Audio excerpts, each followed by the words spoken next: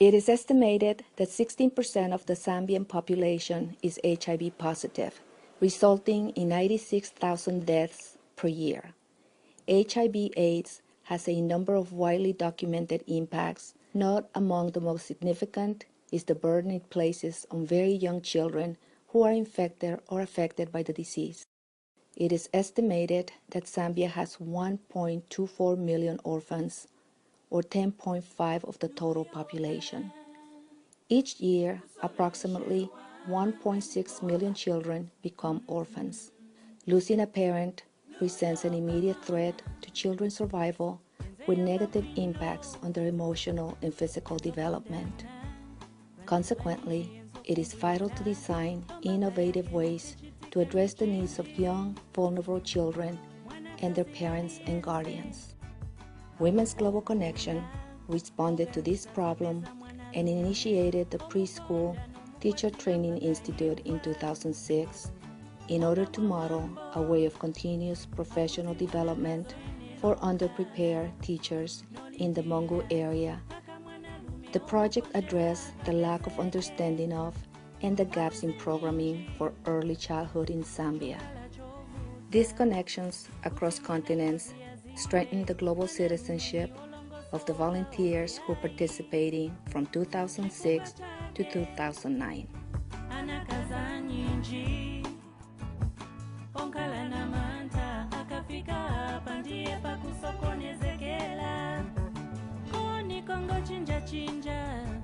Everything has to be created at the grassroots level by the people themselves.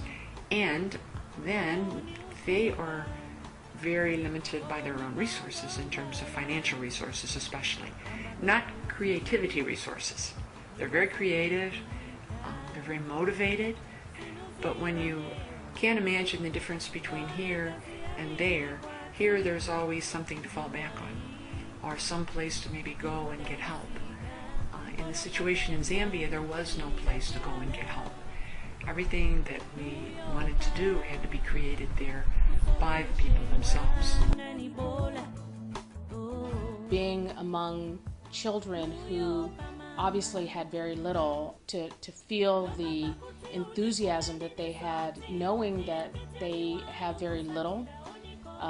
So the experience I shared most often about my whole trip was really going out to the different schools and getting really close to the kids that ultimately would be benefiting from this project.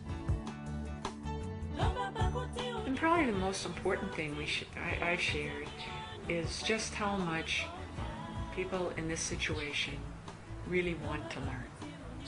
You know, are eager to learn, are eager to, to make life better for their children. Probably that's what I've talked about the most.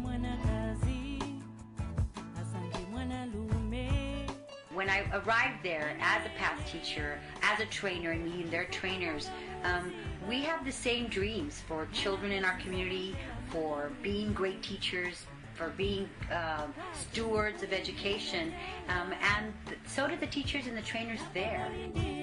I now see the fact that when we think globally, even as far as Africa, we're just as connected.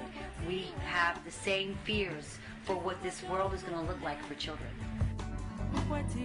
We all need to think beyond our own experience. We need to think that it's not just our own struggles, because those become so small compared to the struggles of other developing countries. And if everyone kind of raised their awareness to that and everyone did something, whatever they would be able to do, not necessarily go to Africa or any other country, but a consciousness, I think, would even help move things forward for the world. I thought that being a global citizen was just being aware of issues, and issues that were affecting countries around the world different from the States. But truly being a global citizen is to understand the issues and to try to be empathetic to the different realities and to have a different perspective on these realities, so that I can learn something from it, I can bring something back in my teaching, in my writing, in my community work, something that I can share that I've learned from that new perspective.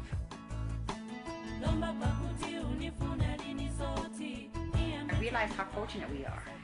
But it also made me realize that because so much is given to us, and we have such great foundations here in the state, that when I work with programs like this program, and I'm connected still with this program, that I continue to give back in whatever way I can give back, because that's going to help the global part of it.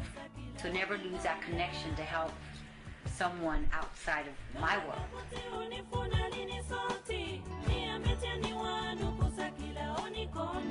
There were a lot of things that people had to adjust to, but what was so really wonderful was that I can honestly say almost every single person came back saying how their life was changed and how they now saw that reality in a different light. They saw the reality of what people had to face in a different light, but they also saw how people coped with that and how people, knew how to deal with hardships and challenges and had courage in the face of great difficulties. And so I think that was one of the strongest things that probably helped people to move to be really more of a global citizen. They began to see that I cannot come home and just totally forget about that. Something in my life changed. Something in my perspective, something in my way of understanding changed.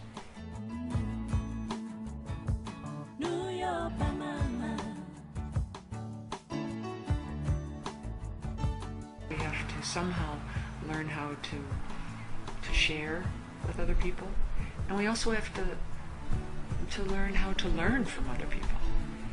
And so to me, global citizen just doesn't mean giving. It means really mutually understanding, mutually recognizing our common problems, our common desires to make the whole world a better place.